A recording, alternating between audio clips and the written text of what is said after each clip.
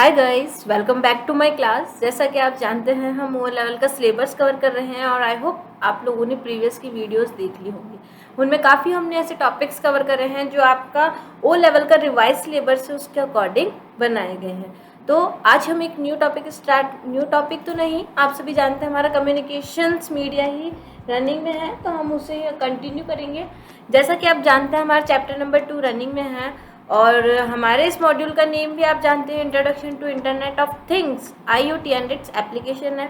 और आज हमारे IoT का जो मॉड्यूल है उसका सेक्शन नंबर यानी पार्ट नंबर 19 हम यहाँ पे करने जा रहे हैं। इससे प्रीवियस मैंने IoT की आप लोगों को 18 क्लासेस ले ली है और यही नहीं, मैंने इसके साथ साथ IoT का जो आपका सिलेबस है उसका लास्ट जो चैप्टर है, चैप्टर नंबर 6, उसके अलग से प्लेलिस्ट में आपके वीडियोस चल रही है और बीच बीच में वो मैं अपलोड करती हूँ और आप लोग हो सकता है देखते भी होंगे। अगर आपको अपना सिलेबस कवर करना है तो आपको उन वीडियोस को भी साथ में देखना है, जो कि काफ़ी इंटरेस्टिंग टॉपिक्स हैं जिसमें, है ना, वो आपकी पर्सनैलिटी इम्प्रूविंग के लिए बने गए हैं। तो चलिए आज हम स्टार्ट करते हैं हमारा IoT का चैप्टर नंबर 2 का different type of communication media. जो हमारा टॉपिक चल रहा था उसका हम 5th पार्ट स्टार्ट करते हैं, जो कि हमारा इसका लास्ट पार्ट है। ये पार्ट्स में आप जानते ही हैं हमने काफ़ी टॉपिक्स कवर करे हैं और आज हमारा पार्ट 8 है चैप्टर नंबर 2 का, जिसका कि नेम है हमारा थिंग्स एंड कनेक्शंस।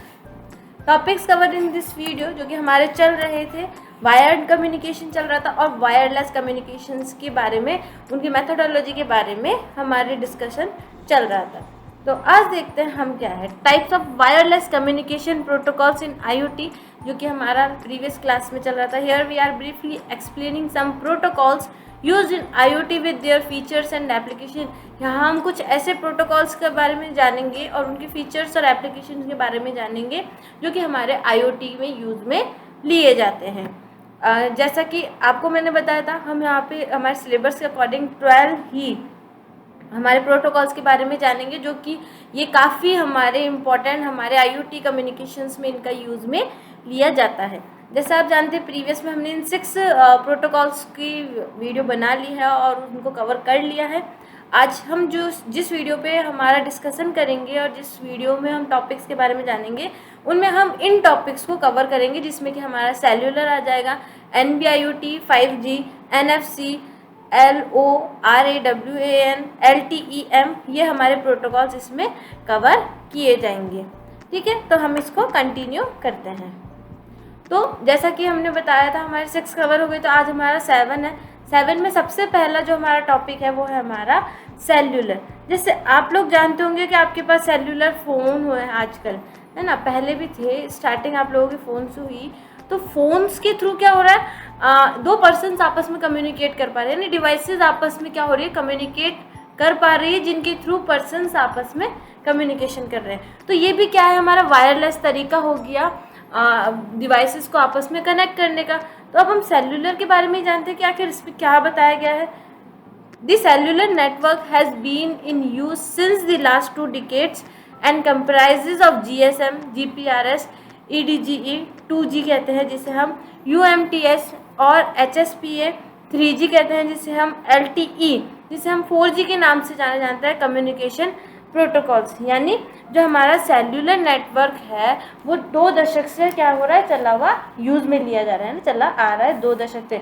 और इसमें हम इन सभी जो आपको मैंने यहाँ पे भी नेम दिए, GSM, GPRS, EDGA, LTE, HSPA, इन सभी प्रोटोकॉल को हमने अभी तक क्या करा है, हमारे सेल्यूलर डिवाइसेस में कम्युनिकेशंस के लिए यूज़ में लिया है। आज हमारे पास 4G है, 5G भी आ गया है, बट 4G ज़्यादा है अभी, तो उसमें हम किस कम्युनिकेशन प्रोटोकॉल का यूज़ करते हैं, LTE कम्युनिकेशन प्रोटोकॉल का यूज़ करते हैं, जिसका कि हाँ फुल फॉर्म क्या है हमारा, लॉन्ग टर्म इवैल्यूएशन। ठीक है, LTE के थ्रू क्या हो रहा है, हमारे डिवाइसेस स्पीडली कनेक्शन हो रहा है और डेटा ट्रांसफ़र भी काफ़ी स्पीड में हो रहा है। अब 5G आ रहा है, बट अभी तो मोस्टली पर्सन्स के पास 4G है, 5G की कम है, बट इस अब आगे का जो हम जनरेशन देखेंगे, हमारी फ्यूचर्स देखेंगे, वो हमारी 5G पर बेस्ड ही होगी। This protocol is generally used for long distance communications. ये जो प्रोटोकॉल्स हमारा यूज़ में लिए जा रहे हैं, ये हमारे मोस्टली लॉन्ग डिस्टेंस यानी लंबी दूरी के कम्युनिकेशंस के लिए यूज़ में लिए जा रहे हैं। जैसे आप यहाँ बैठे हैं और आपका फ्रेंड मान लीजिए कहीं दूर फ़ोन लेके है ना, आप फ़ोन्स के थ्रू भी क्या कर रहे हैं, इन प्रोटोकॉल्स के थ्रू उस पर्सन से बात कर रहे हैं। तो जब आप बात कर रहे हो तो आपकी डिवाइसेस आपस में कम्युनिकेट हुई है इंटरनेट के थ्रू, वो किसी ना किसी प्रोटोकॉल्स को फॉलो करते हुए हुई होंगी। तो वो प्रोटोकॉल्स कौन से हमारे ये है जो कि डिवाइसेस में कम्युनिकेशन, सेल्यूलर वायरलेस कम्युनिकेशन हमें प्रोवाइड करवा रहे हैं। बेहद अच्छा हमारा ये कॉन्सेप्ट था, क्योंकि पहले डिवाइसेस इस तरह से हमारे पास फ़ोन नहीं थे कि हम कम्युनिकेशन कर पाए। बट जैसे जैसे हमारे जनरेशन्स में इंक्रीमेंट हुआ, वैसे वैसे साथ ही हमारी जो टेक्नोलॉजी में इंक्रीमेंट हुआ, और साथ ही साथ हमारे जो डेटा ट्रांसफ़र और कम्युनिकेशन इस्टेब्लिश करने की जो रेंज थी उसमें भी काफ़ी इम्प्रूवमेंट हुआ है। The data can be sent of large size and with high speed compare to other technologies. Data large size और हाई स्पीड पर दूसरी टेक्नोलॉजीज की तुलना में क्या हुआ है, जल्दी से ट्रांसफ़र किया जा सकता है। आगे बात करते हैं। The operating frequencies range from 900 to 2100 megahertz with a distance coverage of 35 km to 200 km, and the data rates, example the speed of transferring data is from 35 kbps to kilobits per second to 10 mbps यानी 10 megabits पर second. देखिए एक बात आप हमेशा ध्यान रखिए, अगर आपको इस तरह से मेगाबिट्स एंड आपको kbps शो हो रहा है, अगर ये कैपिटल में लिखा होता बी तो यहाँ पे क्या होता है, इसे बाइट्स कहते हैं। बट अगर आपका ये बी स्मॉल में लिखा गया तो इसका मतलब है बिट्स, यानी आपका जो डेटा ट्रांसफ़र हो रहा है वो बिट्स के फॉर्मेट में एक सेकंड में कितने बिट्स ट्रांसफ़र हो रहा है उसको यहाँ पे डिफाइन करवा रहा है। तो ये बता रहा है कि जो आपका जो ये है फ्रिक्वेंसी रेंज है वो लगभग कितनी रहती है, 900 से 2100 मेगाहर्ट्ज के बीच में रहती है। डिस्टेंस कवरेज किया जाता है 35 किलोमीटर से 200 किलोमीटर का, जो अब तो काफ़ी और भी बढ़ चुका है। ठीक है, स्पीड काफ़ी अच्छी रहती है डेटा की ट्रांसफ़र की, 35 kbps से 100 mbps तक की स्पीड रहती है डेटा ट्रांसफ़र करने की, यानी आप एक डिवाइस से दूसरी डिवाइस पर जो भी डेटा ट्रांसफ़र हो रहा है वो काफ़ी जल्दी हमारा ट्रांसफ़र हो जाता है। कंटिन्यू करते हैं। A company Quectel has cellular IoT product like EC21, EC23, EG91 and many more LTE standard products working on 4G। एक कंपनी है Quectel कंपनी, वो हमारे जो सेल्यूलर IoT के जो प्रोडक्ट्स हैं उनको बनाती हैं, उनके लिए चिप्स एंड मॉडल्स बनाती हैं। जैसा कि हमारा EC21 हो गया, EC23 हो गया, EG91 हो गया, और इसी तरह और भी कई ऐसे मॉड्यूल्स बनाती है जो कि हमारे IoT के इन्वायरमेंट में यूज़ में लिए जाते हैं, है ना, जो कि किस पे बेस्ड होते हैं, हमारे LTE स्टैंडर्ड्स के अकॉर्डिंग बने हुए होते हैं। UMTS, HSPDA, UC15, UC20, UC15 mini and UC20 mini are the 3G based IoT module launched by the same company। इसी तरह जैसे ये तो LTE हमारा 4G की जनरेशन्स के लिए था, उसके अकॉर्डिंग बेस्ड ये हमारे जो मॉड्यूल है आपको यहाँ दिख रहा है। But 3G based IoT module कौन कौन से बनाती है, यही कंपनी हमारी UMTS, HSPDA, UC। ठीक है, अगर इनकी फुल फॉर्म आपको पता करनी होगी तो उनके लिए मैं अलग वीडियो बना दूँगी, आप मुझे कमेंट बॉक्स में बता दीजिएगा। वैसे फुल फॉर्म इतना इनका नहीं आता है, ये मॉडल्स बनाती है कंपनी, तो आपसे आपके एग्जाम में इनकी फुल फॉर्म नहीं पूछी जाएगी, केवल इन मॉडल्स का क्या वर्क है, कैसे कैसे वर्क किया जाता है वो ही आती है। ठीक है, तो 3G मॉडल के लिए हमारे यहाँ पे ये हमारे मॉड्यूल्स बने हुए होते हैं 3G जनरेशन की हमारे सेल्यूलर वायरलेस कम्युनिकेशंस के लिए, और 4G के लिए जैसा कि LTE हमारा 4G है तो इनके लिए ये मॉड्यूल्स बने हुए हैं। एक इमेज देख लेते हैं हमारा जो हमने अभी देखा है, क्वेक्टल कंपनी जो हमारे मॉड्यूल्स बनाती हैं सेल्यूलर के लिए, तो उनमें EC21 का आपको यहाँ पे एग्जांपल दिखा रहा है कि ये क्वेक्टल कंपनी ने एक मॉड्यूल बनाया है जो कि हमारे डिवाइसेस में कम्युनिकेशंस के लिए क्या किया जाता है, अटैच किया जाता है। अब जब हम IoT की डिवाइसेस बनाएंगे तो हमें भी तो सोचना तो होगा कि हमारी डिवाइस किस पे बेस्ड होगी, सेल्यूलर पे बेस्ड होगी, वाईफाई पे बेस्ड होगी, ब्लूटूथ पे बेस्ड होगी, कौन से मॉडल पे हमारा डिवाइस बनेगा। तो हमें भी सोचना होगा कि हमें कौन से कम्युनिकेशन प्रोटोकॉल का यूज़ करना होगा। तो अभी तो हम क्या कर रहे हैं, केवल इनके बारे में डिटेल्स ही ले रहे हैं, फिर बाद में किस तरह से हमें प्रोडक्ट बनाने हैं, किस तरह से हमें IoT डिवाइसेस क्रिएट करनी है, हम किस टाइप का मॉड्यूल बनाना चाहते हैं वो हमारे पे डिपेंड करता है, और फिर हम उनके लिए कौन कौन से कंपनीज़ के प्रोडक्ट्स अपने लिए मंगाते हैं वो भी हमारे पे डिपेंड करता है। तो ये हमारा था क्वेक्टल कंपनी का EC21 का इमेज, और ये है हमारा क्वेक्टल कंपनी का EG91 का इमेज। ये एक तरह से यहाँ चिप्स होती है, इनके अंदर काफ़ी वर्किंग का प्रोसेस रहता है। सेल्यूलर कम्युनिकेशंस के लिए ये डिवाइसेस हमारे किसी भी सेल्यूलर रिलेटेड हार्डवेयर डिवाइसेस के अंदर क्या किया जाता है, अटैच किए जाते हैं। उसके मदरबोर्ड हो गया, उसकी चिप्स हो गई, उन पर इनको अटैच किया जाता है। नेक्स्ट आगे कंटिन्यू करते हैं। टॉपिक 8, इसका नेम है हमारा NB-IoT। ठीक है, NB-IoT, अभी हम वायरलेस कम्युनिकेशन प्रोटोकॉल की बात कर रहे हैं, तो उसी में ही हमारा नेक्स्ट है। NB-IoT stands for narrow band internet of things, is an LPWAN example, low power wide area network technology. NB-IoT क्या स्टैंड करता है? सबसे पहले तो इसको हम कहते हैं narrow band internet of things, यानी देखा जाए तो बहुत कम एरिया में या बहुत अच्छे तरीके से हमारा बहुत लो रेट पे हमारा डेटा ट्रांसफ़र के लिए IoT का हमारा डिवाइस है। इज़ अ LPWAN, यानी low power wide area network technology है ना, यानी इसमें वाइड एरिया नेटवर्क में तो इसको यूज़ किया जाता है, और इसमें जो पावर होता है वो बहुत ज़्यादा यूज़ में नहीं लिया जाता, कम पावर में ये बना दिया जाता है। ठीक है, the advantages of NB-IoT is that it has good coverage capacity. हमारी NB-IoT का सबसे अच्छा लाभ ये क्या है कि इसकी कवरेज बहुत ही अच्छी होती है ना, कवरेज एरिया बहुत ही अच्छा रहता है। Example, the signal can transmit through walls और इन अंडरग्राउंड एरियाज। इसमें जो सिग्नल्स होते हैं वो हमारे दीवारों या हमारे जो भी अंडरग्राउंड एरियाज होते हैं उनमें भी क्या हो सकता है, ट्रांसमिट किए जा सकते हैं। Where normal cellular signals won't reach, जहाँ पर हमारे नॉर्मल सेल्यूलर सिग्नल्स नहीं पहुँच पाते, वहाँ पे हमारे NB-IoT के सिग्नल्स बहुत अच्छे तरीके से पहुँच जाते हैं। हमारे टेक्नोलॉजी में इसको कम, ये क्या करता है, हमारे ज़्यादा इलेक्ट्रिसिटी कंज्यूम नहीं होती है, पावर कंज्यूमिंग है, कंजप्शन का यूज़ होता है इसमें, लॉन्ग डिस्टेंस कम्युनिकेशन इसमें पॉसिबल होता है, और लंबे समय के लिए यानी लॉन्ग बैटरी का इसमें क्या किया जाता है, यूज़ किया जाता है। और इसमें जो हमारा आगे कंटिन्यू करते हैं, it has distance coverage of around 10 kilometre maximum, और इसमें अधिकतम हमारे 10 किलोमीटर की पूरी दूरी कवर की जाती है ना, 10 किलोमीटर तक का एरिया इसमें कवर कर दिया जाता है NB-IoT में। ये भी NB-IoT भी एक तरह से इस तरह से डिवाइस बनाया गया है कि इसको बनाने वाली कंपनी कौन है, हमारी क्वेक्टल ही है।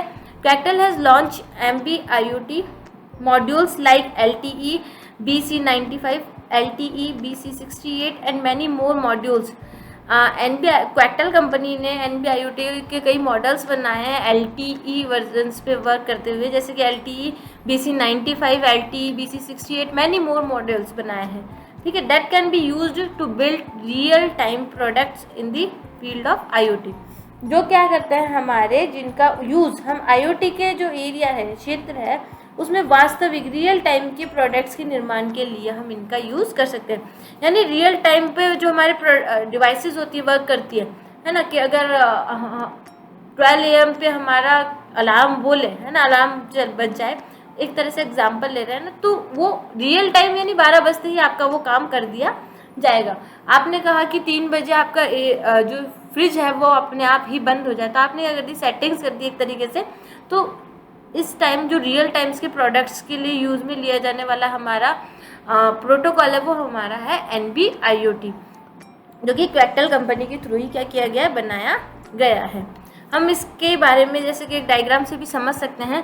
ये हमारा NB-IoT है। NB-IoT जैसे कि हमारे स्मार्ट सिटीज़ में, स्मार्ट मीटरिंग में, स्मार्ट बिल्डिंग्स में, स्मार्ट ट्रैकिंग के लिए, और साथ ही साथ एग्रीकल्चर इन्वायरमेंट में भी NB-IoT का यूज़ किया जाता है, क्योंकि कई ऐसे वर्क होते हैं जिनमें हमें इस तरह की कम्युनिकेशंस की ज़रूरत होती है जिसमें हमारा खर्चा ज़्यादा नहीं आए और अच्छी दूरी को कवर करे और काफ़ी लंबे समय तक चले, तब हम NB-IoT का यूज़ वहाँ पे करते हैं।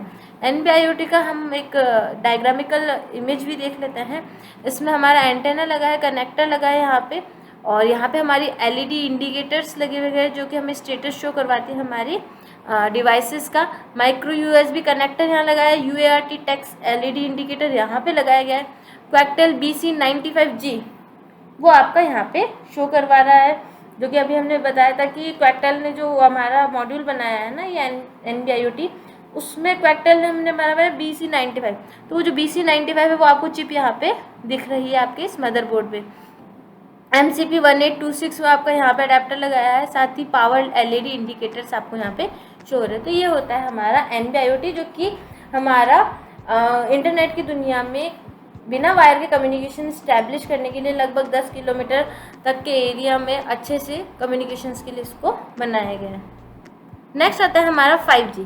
5G से आप सभी रूबरू है, जैसा कि अभी हमारा 4G था, काफ़ी अच्छी स्पीड हमें इंटरनेट की मिलती है। उसी तरह अब आगे की जो जनरेशन है वो हमारी 5G है। 5G is the 5th generation of cellular network. 5G हमारी 5th सेल्यूलर नेटवर्क्स में 5th जनरेशन है।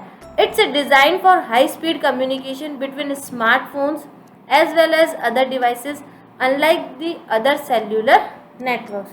यानी ये जो हमारा डिज़ाइन किया गया है 5G मॉड्यूल, ये हाई स्पीड कम्युनिकेशंस के लिए क्या किया गया है, डिज़ाइन करा गया है। और इसमें जैसे हम कहते हैं अन्य जो हमारे सेल्यूलर नेटवर्क से विपरीत जो डेटा ट्रांसफ़र किया जाता है वो बहुत ही अच्छी स्पीड में किया जाता है। काफ़ी अच्छी स्पीड हमें 5G में मिलती है। ज़्यादा इसका यूज़ अभी स्टार्ट नहीं हुआ है, बट अब जो आगे का जनरेशन है वो 5G का ही आएगा, जिसमें कि हमें डेटा ट्रांसफ़र हो गया, कम्युनिकेशन इस्टेब्लिश करना हो गया, काफ़ी सिंपल एंड क्विकली इस्टेब्लिश हो जाएगा। और डेटा जो ट्रांसफ़र किया जाएगा उसकी स्पीड हमें बहुत अच्छी मिलेगी, चाहे वो डाउनलोड करने के लिए हो या अपलोड करने के लिए ही क्यों ना हो। ठीक है, आगे the download speed is expected to be around 1 Gbps on average. और जो इसकी 5G में हमारी डाउनलोड स्पीडिंग है वो अराउंड हमारे 1 गीगाबिट्स पर सेकेंड को कवर करती है, कि उसके आसपास हमें डाउनलोड करने की स्पीड मिलती है। यानी आप इंटरनेट से कुछ भी अपने डिवाइस में डाउनलोड कर रहे हैं तो काफ़ी अच्छी स्पीड ये आपको प्रोवाइड करवा रहा है। कंटिन्यू करते हैं। The technology protocol will work alongside with 3G and 4G technologies and would have a huge rise in Internet of Things IoT technologies. जो हमारा टेक्नोलॉजी प्रोटोकॉल्स है 3G एंड 4G का, उसमें टेक्नोलॉजी के साथ काम करेगा हमारा ये 5G। और इंटरनेट ऑफ थिंग्स जो टेक्नोलॉजी है उसमें भी क्या होगी, इससे बहुत ही ज़्यादा वृद्धि होगी, क्योंकि 5G स्पीड पर अगर हमारी डिवाइसेस आपस में कम्युनिकेट कर पाएंगी तो उसके अकॉर्डिंग रिस्पॉन्स कर पाना किसी डिवाइस का बहुत ही ज़्यादा सिंपल होएगा। उन्हें क्विकली डिवाइसेस कम्युनिकेट कर पाएंगे, क्विकली उन्हें रेस्पॉन्स मिलेगा और क्विकली किसी न किसी प्रोटोकॉल्स को जल्दी से फॉलो किया जाएगा। आगे कंटिन्यू करते थे। Technology has launch in 2019 for test purpose. देखा जाए तो 5G हमारी 2019 में लॉन्च की गई थी केवल टेस्टिंग पर्पस से, बट अब धीरे धीरे इसका क्या हो रहा है, डेवलपमेंट हर एक एरिया में हो रहा है। Like having modules for 2G, 3G, 4G, Quectel company also has modules for 5G which are RG500Q and RM500Q। जैसे हमारी क्वेक्टल कंपनी ने 2G, 3G, 4G के लिए मॉड्यूल्स डेवलप करे हैं, मॉड्यूल्स बनाया, उसी तरह 5G के लिए भी RG500Q एंड RM500Q के मॉडल्स बनाए और इसी तरह और भी मॉडल्स बनाए। किस पे बेस्ड रहेंगे, वे हमारे 5G टेक्नोलॉजी पे बेस्ड रहेंगे। वर्किंग ऑन अ सब 6 GHz frequency band and can be used for building products for IoT। जो हमारा किस पर वर्क करेगा, जो हमारा सब 6 GHz फ्रिक्वेंसी बैंड रहेगी उस पर काम करेगा। और IoT के लिए प्रोडक्ट के बनाने के लिए हम क्या करेंगे, इन मॉडल्स का यूज़ करते हैं। ठीक है, अगर हमें IoT डिवाइसेस बनानी है ऐसी जो कि 5G स्पीड से रिलेटेड हो, है ना, 5G स्पीड पे वर्क करे, तो हमें क्वेक्टल कंपनी के ऐसे ही मॉडल्स को ख़रीदना होगा और उन पर अपने IoT डिवाइसेस बनानी होगी। एक डायग्राम देख लेते हैं हम क्वेक्टल कंपनी का। हमारा RM500Q इस तरीके की एक चिप आएगी जो कि हमारी डिवाइसेस में हमें लगानी होती है 5G कम्युनिकेशन के लिए, और ये हमारा RM500Q का इमेज है। अब जैसे हम 5G के बारे में जानते हैं, एडवांस दुनिया है, पूरी दुनिया में कम्युनिकेशन बहुत ही फास्ट रहेगा, डेटा ट्रांसफ़र काफ़ी अच्छे से होगा और कम्युनिकेशंस में किसी भी तरीके का रुकावट नहीं आएगी। और रोबोटिक्स वर्क भी काफ़ी ज़्यादा इसमें 5G के थ्रू पॉसिबल हो पाएगा। और साथ ही साथ मशीन लैंग्वेजेस एंड IoT, इन दोनों का काफ़ी इम्प्रूवमेंट हमारा 5G में रहेगा। ह्यूमंस के साथ साथ, जैसे हम ह्यूमंस बात करते हैं वैसे रोबोट्स भी 5G जनरेशन्स में ह्यूमंस की तरह ही आपस में एक दूसरे से बात करके उनका रेस्पॉन्स देंगे। तो 5G जनरेशन्स काफ़ी हद तक लोगों के लिए फ़ायदेमंद रहेगी। एक हम इवैल्यूएशन देख लेते हैं हमारे वायरलेस टेक्नोलॉजी का, कि सबसे पहले हमारा 1G था, फाइनली वायरलेस फ़ोन्स कॉल्स, है ना। सबसे पहले 1G में क्या होता था, हम वायरलेस फ़ोन कॉल हमने स्टार्ट कर दिया था। अभी तो हम 5th जनरेशन पे है, 1 जनरेशन भी कभी तो थी। तब क्या हुआ था, फ़ोन तो था और फ़ोन हमारा बिना वायर के कम्युनिकेट हो जाता। जैसे पहले लैंडलाइन होते थे, बट फर्स्ट जनरेशन में हमारे ऐसे मोबाइल्स आने लग गए जिन्हें हम सेलुलर फ़ोन कहते हैं, जो कि बिना वायर के भी कम्युनिकेशन इस्टेब्लिश करवाते हैं। सेकेंड जनरेशन हमारी basic texting, simple email and games like snacks, है ना। इस सेकेंड जनरेशन में हमें टेक्स्ट करने के लिए फैसिलिटी मिली, सिंपल मेल ईमेल करना है उसकी फैसिलिटी मिली, और साथ ही हमें एक ये स्नैक वाला गेम भी मिलना स्टार्ट हुआ था। थर्ड जनरेशन में आए तो access to web streaming video across devices, web streaming और स्ट्रीमिंग वीडियोस को एक्सेस कर पाना हमारे लिए थर्ड जनरेशन में काफ़ी हद तक पॉसिबल हुआ। फिर हम फोर्थ जनरेशन्स में, अभी हम बेसिकली प्रीवियस ईयर तक हम फोर्थ जनरेशन्स में ही थे। HD streaming, face time and video chat possible हुई किसमें, फोर्थ जनरेशन्स में हमारे, है ना, कि हमारे HD स्ट्रीमिंग, HD में हमें वीडियो शो हो रही है, फेस टाइमिंग और साथ ही साथ वीडियो चैट हम किसी भी पर्सन से इजीली कर पा रहे हैं फोर्थ जनरेशन।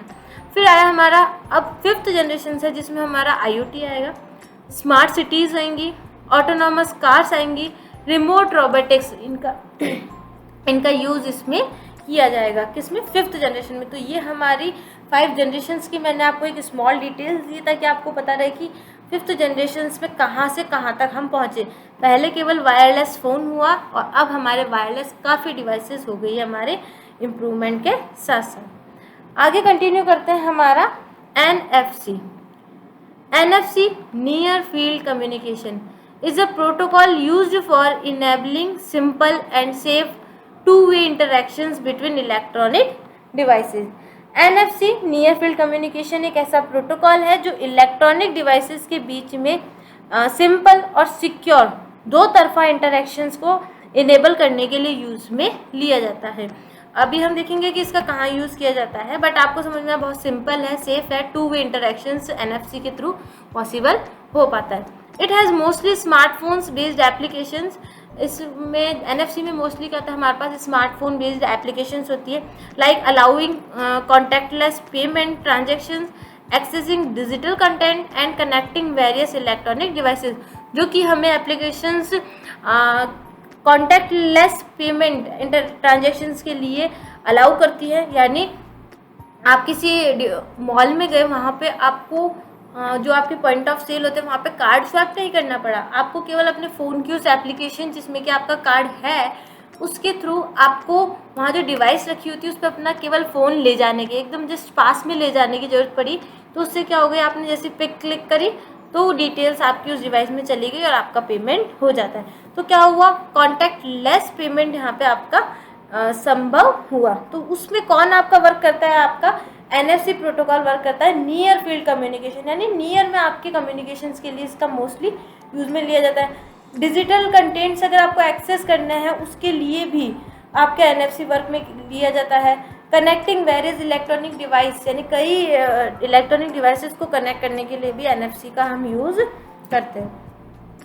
कंटिन्यू करते हैं इसे। It operates at a frequency of 13.56 MHz in the ISM band and the maximum distance range is about 10 cm with a data rate of 100 to 420 kbps।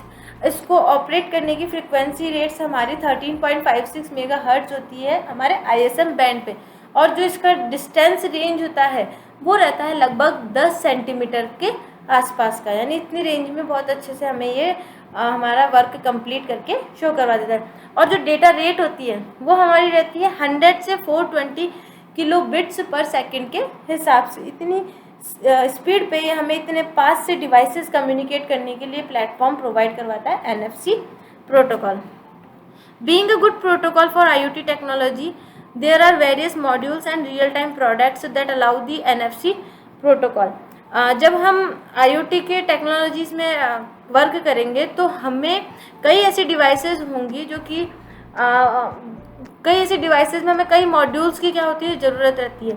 तो NFC भी एक ऐसा मॉड्यूल है जिसका हमें बहुत ही अच्छे तरीके से हमारे IoT डिवाइसेस वर्क करने के लिए हेल्पफुल रहेगी। Being a good protocol for IoT technology there are various models and real time products that follow the NFC, और कई ऐसे प्रोडक्ट्स हैं हमारे जो कि NFC प्रोटोकॉल्स का एट प्रेजेंट IoT टेक्नोलॉजी में यूज़ में ले रहे हैं। Like the DF robot NFC module, Grow NFC, and all three of them are Arduino and Raspberry Pi compatible।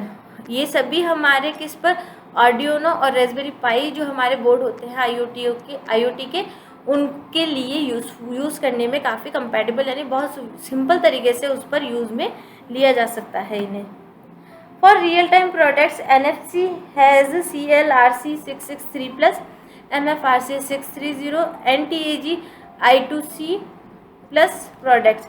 Real time के हमारे पास ये प्रोडक्ट्स होते हैं NFC रिलेटेड हमारे IoT एप्लीकेशंस के लिए। अब यहाँ पे आपको एक डायग्राम दिखाया जा रहा है। ये वो डायग्राम है कि हमारे पास यहाँ पे पॉज मशीन है, POS मशीन है, जिस पर हम पे केवल किसके थ्रू कर सकते हैं, NFC।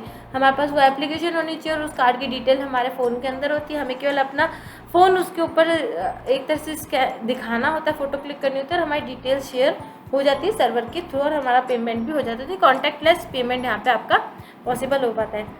एक इसका हम बोर्ड देख लेते हैं हमारे CLRC 663+ का, जो कि हमारा NFC प्रोटोकॉल सपोर्टेड बोर्ड है, वो आपको यहाँ पे दिख रहा है। ये बोर्ड हमारा NXP सपोर्टेड है ना, NXP है। और NFC से रिलेटेड जो भी वर्क हैं, अगर आप कम एरिया में अच्छी अमाउंट पे डेटा ट्रांसफ़र करना चाहते हैं, कम्युनिकेशन करना चाहते हैं, तो आप इसका यूज़ कर सकते हैं। नेक्स्ट हमारा आता है LoRaWAN। ठीक है, LoRaWAN। LoRa is getting popular nowadays and used in IoT network protocol। LoRa आज के दिनों में काफ़ी पॉपुलर हो रहा है और IoT नेटवर्क्स में इसका काफ़ी यूज़ में लिया जा रहा है। इसका full form long range wide area network, यानी वाइड एरिया नेटवर्क में इसका बहुत अच्छे तरीके से यूज़ में लिया जा रहा है। Has applications for long distance and is design to provide low power for communication in IoT and M2M applications. देखिए, ये जो LoRa बनाया गया है, ये long range wide area network के लिए बनाया गया है, एप्लीकेशंस के लिए, जो कि लॉन्ग डिस्टेंस के लिए डिज़ाइन करा गया है। लंबी दूरी के लिए इसको क्या किया गया है, डिज़ाइन किया गया है। और इसको लो पावर यानी कम पावर में इसके थ्रू क्या किया जा सकता है, कम्युनिकेशन इस्टेब्लिश किया जा सकता है IoT में। और साथ ही साथ हमारी M2M एप्लीकेशन यानी मशीन टू मशीन एप्लीकेशंस में भी हम LoRaWAN का यूज़ करते हैं। It has a capacity of connecting millions of devices with data rates ranging from 0 से 3 kbps to 50 kbps। इसमें मिलियंस बहुत सी डिवाइसेस को कनेक्टिंग करने की कैपेसिटी होती है और उसमें हमारी जो डेटा रेंज होती है वो 0.3 kbps से 50 kbps तक की हो सकती है। कंटिन्यू करते the distance of LoRaWAN application range for 2 kilometre to 5 kilometre for the urban environment and maximum 15 kilometre for सब अर्बन इन्वायरमेंट। LoRaWAN की जो हमारी डिस्टेंस होती है वो हमारे अर्बन एरियाज़ में 2 से 5 किलोमीटर तक की होती है, जबकि हमारी सब अर्बन एरिया में यानी उपनगरीय इन्वायरमेंट में लगभग 15 किलोमीटर तक की इसकी रेंज हमें अच्छे से मिल जाती है। ज़्यादा दूरी का नहीं, बट वाइड एरिया नेटवर्क में ये काफ़ी अच्छा वर्क करता है। TE has launched products like MS8607, HTU21D and MS5637, which are used to get humidity, temperature and barometric pressure values using the LoRaWAN protocol and has a major role in the field of IoT। हमारी TE ऐसी company है जो कि LoRaWAN से related हमारे IoT modules design करती है, जिसमें कि हमारा MS8607 और ये हमारे बनाए जाते हैं, जो कि ह्यूमिडिटी को मेज़र करना, टेम्परेचर के अकॉर्डिंग रिस्पॉन्स देना, बैरोमीटर्स प्रेशर्स की वैल्यूज़ को क्या करवाता है, हमें शो करवाता है। और उनमें प्रोटोकॉल्स इस IoT प्रोटोकॉल्स के थ्रू क्या बताता है, फील्ड में हमारा IoT का वर्क करता है। यानी LoRaWAN का हमारा बेसिकली ह्यूमिडिटी, टेम्परेचर हो गया, बैरोमेट्रिक प्रेशर्स को कंट्रोल की वैल्यूज़ हमें पता करनी है, तो हम IoT टेक्नोलॉजीज़ में LoRaWAN का यूज़ करते हैं, लोरावैन प्रोटोकॉल का यूज़ करते हैं। यहाँ पे आपको एक इमेज दिख रही है जो कि लोरावैन से रिलेटेड है, ठीक है। प्रेशर, ह्यूमिडिटी, टेम्परेचर सेंसर यहाँ पे इसको बताया गया है। नेम आपको यहाँ शो ही हो रहा है MS-8067 और यहाँ पे भी आपको बताया गया है। तो ये था हमारा लोरावैन। लास्ट आता है हमारा LTE-M, ठीक है। LTE की मैंने पहले भी फुल फॉर्म बताई। LTE-M is also known as LTE, long term evaluation cat M1 protocol. यह भी क्या है, लॉन्ग टर्म इवेल्युएशन के लिए बना हुआ एक हमारा प्रोटोकॉल है, जिसका हमारे बेसिकली 4G में काफ़ी यूज़ लिया जाता है। It is a technology use to connect IoT devices directly with 4G network without the need of access through any gateway in between. बिना किसी गेटवे के ये हमारे 4G नेटवर्क में कम्युनिकेशंस के लिए हम LTE का यूज़ करते हैं, इस टेक्नोलॉजी का। और हमारे IoT डिवाइसेस भी 4G नेटवर्क में बिना गेटवे के भी क्या कर सकती है, इसमें कनेक्ट हो सकती हैं और कम्युनिकेशन बन सकता है। It provides a data rate of about 100 kbps and chips are less costly. ये हमें 100 kbps किलोबिट्स पर सेकेंड के अकॉर्डिंग हमें डेटा रेट्स इसकी रहती है, अबाउट 100 kbps के आसपास इसकी डेटा रेट्स रहती है। और इसकी जो चिप्स आती है वो काफ़ी कॉस्टली आती है हमारे डिवाइसेस के लिए।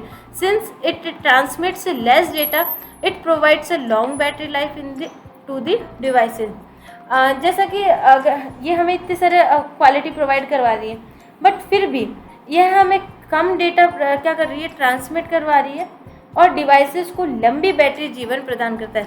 क्योंकि हमें इसमें अच्छे तरीके से कम्युनिकेशन करना होता है, तो इसमें हमें स्पीड में नहीं, थोड़ी कम स्पीड पर हमें ये डेटा ट्रांसफ़र की रेट प्रोवाइड करवाती है, जो कि हमें क्या देती है, ये सुविधा देती है कि हमारी जो डिवाइस की लाइफ है वो क्या चले, लंबी चले। इसका हम एक मॉडल देख लेते हैं। देखिए ये हमारा LTE है, ये हमारा कनेक्ट हो जाता है मेडिसिन से, हमारे स्मार्ट सिटी से, automotive logistics, smart buildings, smart metering, इनमें इसका यूज़ काफ़ी किया जाता है LTE-M का। और पाइकॉन एक ऐसी कंपनी है जो कि इसके लिए हमारे प्रोडक्ट्स बनाती है। तो आज हमने करे हमारे वायरलेस कम्युनिकेशन प्रोटोकॉल्स के रिमेनिंग 6 पार्ट्स। आई होप ये आपको समझ में आए होंगे और आगे आपको समझ में आएगा कि अगर आप IoT डिवाइसेस बनाएंगे तो आपको कौन सी डिवाइस के लिए कैसे मॉड्यूल्स की रिक्वायरमेंट रहेगी। तो आई होप आपको आज की वीडियोस में समझ में आया होगा। तो देखिए वीडियोस देख के केवल आप ये ना सोचें कि आपको समझ में आ जाएगा, आपको इनके नोट्स बनाने पड़ेंगे, अपनी नॉलेज को इम्प्रूव करना होगा और साथ ही साथ अच्छे तरीके से आपके एग्ज़ाम्स की प्रिपरेशन भी आपको करनी होगी। तो आज की वीडियो में तो इतना ही फ्रेंड्स। अगर कोई डाउट हो तो आप कमेंट बॉक्स में पूछ सकते हैं, नहीं तो कल हम इस चैप्टर का हमारा लास्ट टॉपिक लेके आएंगे और हमारा सेकंड चैप्टर कंप्लीट हो जाएगा। तो मिलते हैं फ्रेंड्स नेक्स्ट वीडियो में, नेक्स्ट क्लास के साथ। तब तक के लिए good bye, take care and thanks for watching my video. Thank you once again.